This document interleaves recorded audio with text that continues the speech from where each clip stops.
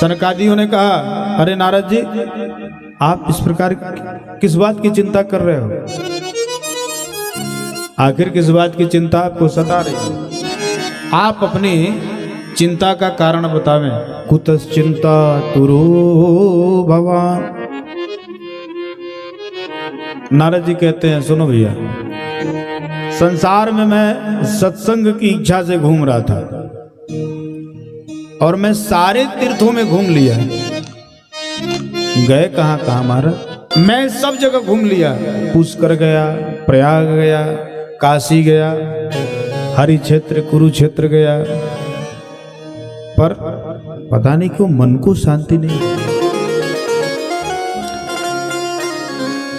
चारों तरफ मैंने घूम कर देखा कि सिर्फ पाखंड ही है और कुछ नहीं है। प्यार से बोलिए ना। बड़ी विचित्र स्थितियों को देखा मैंने। तो क्या देखा कि जो सबसे बढ़िया बड़ा वाला आश्रम है तो फिर वहीं भीड़ ज्यादा है। हाँ। और ये तो संतों के यहाँ की बात है, और गृहस्थों के यहाँ की स्थितियां तो महाराज और भी विचित्र हैं। क्या देखा महाराज? तो माँ बाप को कोई नहीं पूछता, घर में पूरा रुतबा देवी जी का ही चलता है, वो जो चाहती हैं बस वही होता है। और क्या देखा महाराज? तो ये देखा कि कान में जैसा वो मंत्र फूंकती हैं ये महाराज वैसे ही चलते हैं, अपना दिमाग कम लगाते हैं। वो कहते हैं हम दो हमारे दो, बाकी सबकी छुट्टी करो।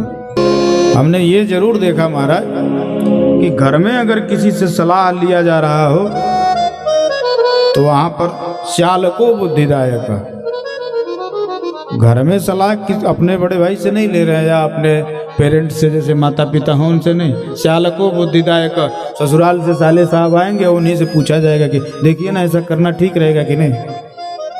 ये स्थिति है, ये गृहस्थों के यहाँ की महाराज। हाँ,